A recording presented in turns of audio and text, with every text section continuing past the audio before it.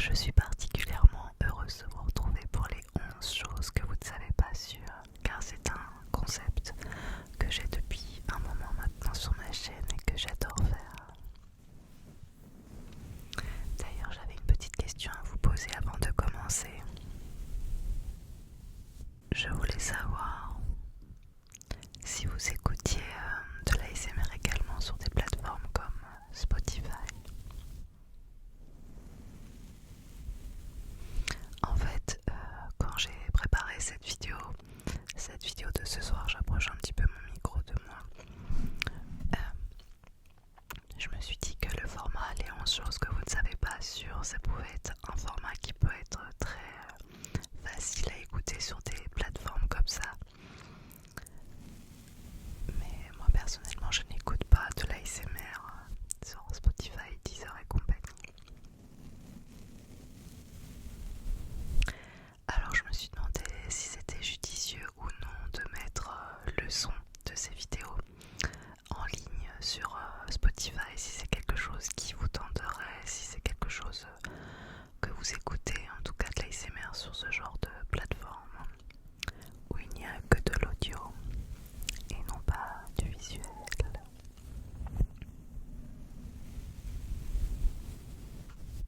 Alors je vous pose la question avant de m'intéresser à savoir si comment on fait pour ouvrir un truc sur Spotify et mettre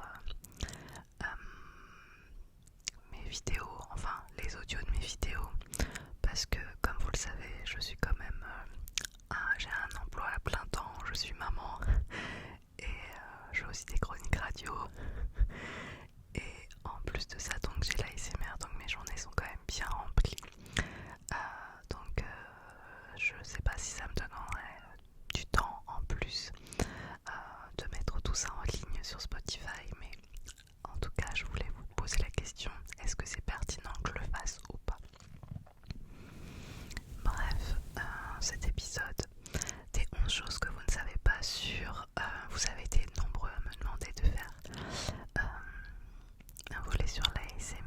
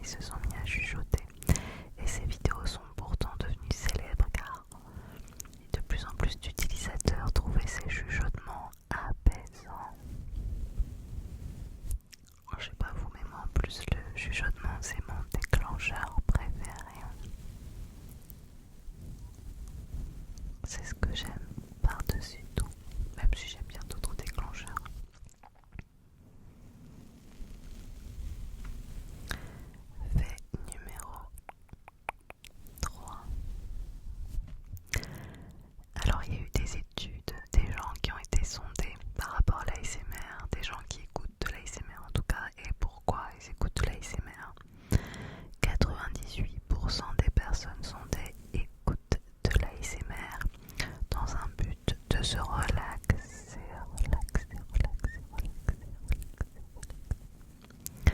Et 82% des personnes qui écoutent de l'ASMR, c'est pour dormir plus facilement. Et c'est rigolo parce que là, moi je ne fais pas partie des gens qui écoutent pour dormir, parce que tout simplement je suis en couple et que Papa Écureuil n'écoute pas d'ASMR. Donc moi j'écoute ça solo et pas forcément le soir tout le temps. Ah si, le soir. Il faut savoir que mon mari il est souvent pas là le soir à cause de son travail. Et quand je suis en mode solo, je filme. Et une fois que j'ai fini de filmer, que j'ai fini de faire mon montage, le temps ensuite de uploader ma vidéo, de faire ma miniature, tout ça, j'écoute en même temps des vidéos ASMR. Le matin également, avant de partir au travail, je me prends un tout petit peu de temps pour moi, où je lis. Et là je mets des vidéos no talking, parce que j'arrive pas à me concentrer sur la lecture quand je suis en train de lire, mais j'aime bien avoir un bruit de fond, donc je mets du no talking quand je lis le matin. Parfois entre midi et 2, je m'écoute une vidéo aussi en pause quand mes collègues ne sont pas là, ou alors je lis.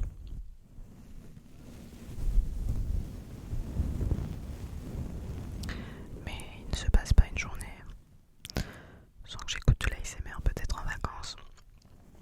J'en écoute moins parce que je suis avec mon mari et mon fils et que du coup ça se prête moins. Mais sinon j'en écoute tous les jours. Mais pas forcément pour le moment de dormir. Et vous, est-ce que vous écoutez dans un but de dormir ou de vous relaxer? Ou les deux peut-être? Fait numéro 4. Alors figurez-vous qu'il existe une journée internationale de l'ASMR. Bon, elle est passée pour cette année puisque c'est le 9 avril. Et il me semble, si je dis pas de bêtises, que l'année dernière, lors de la journée internationale de l'ASMR, YouTube avait fait une sélection de quelques chaînes qu'ils avaient mis en avant. Et ils avaient mis genre 15 chaînes. Et ils avaient mis un de mes shorts et j'avais pas compris parce que tout d'un coup j'avais plein de vues, d'un coup j'avais eu plein d'abonnés sur cette journée-là, j'avais pas compris ce qui m'arrivait.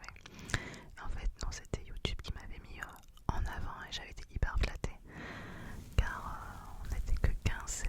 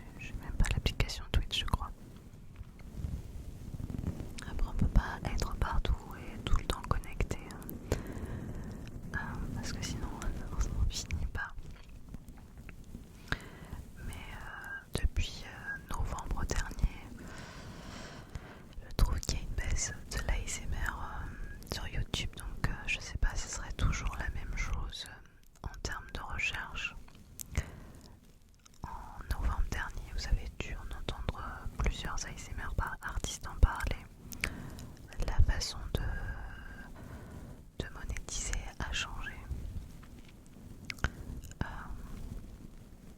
Maintenant, vraiment cocher si on voulait mettre de la pub avant, pendant, après.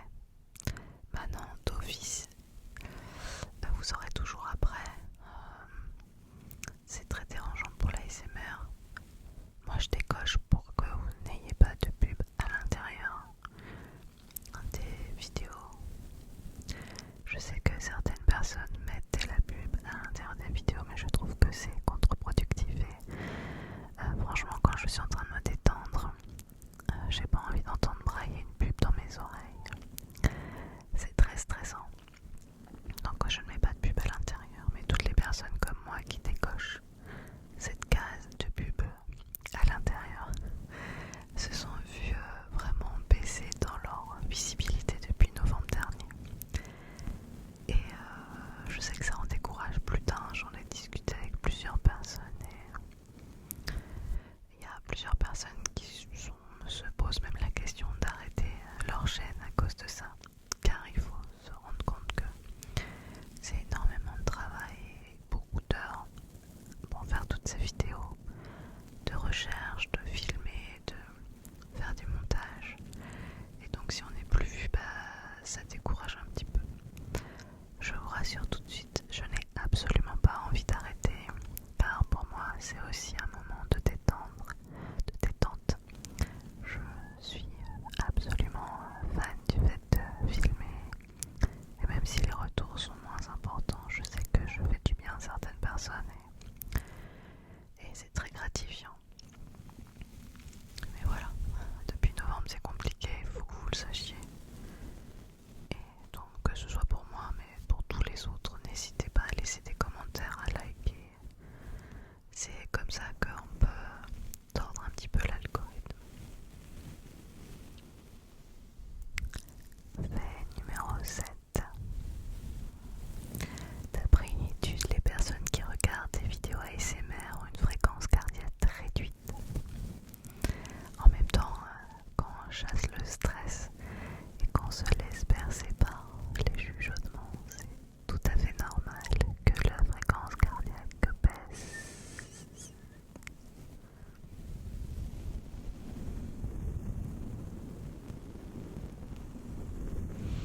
Donc écouter de l'ASMR, ça fait du bien à votre petit cœur, à votre tension. Est-ce qu'on pourrait dire que ça permet de vivre plus longtemps? Peut-être quelque part. Le fait numéro 8 est assez surprenant.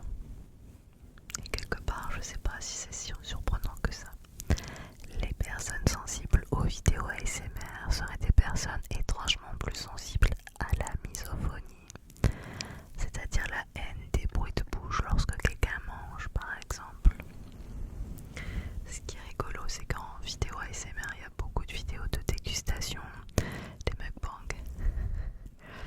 Alors j'en ai déjà fait sur ma chaîne, j'en regarde pas spécialement, mais je trouve ça très très très rigolo à filmer. Franchement c'est fantard à filmer. Mais personnellement, quand j'ai commencé à écouter de l'ASMR, je n'étais pas du tout fan des bruits de bouche. Et maintenant j'aime bien. J'aime bien quand c'est saupoudré un petit peu de...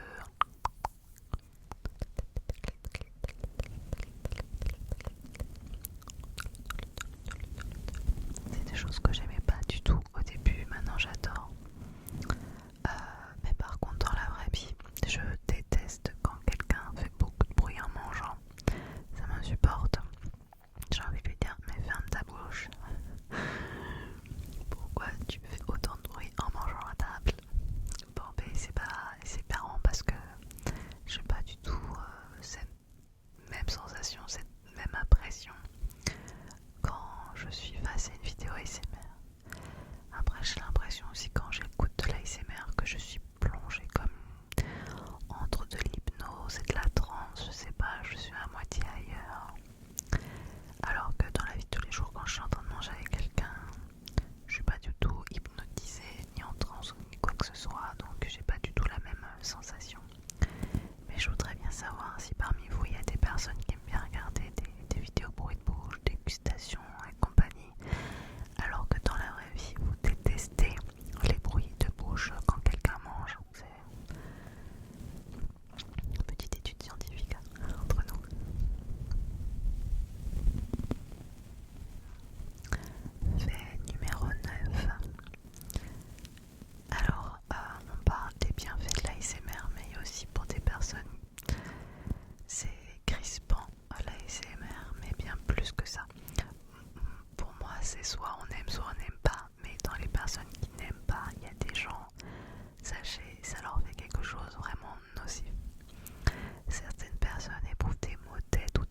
proposer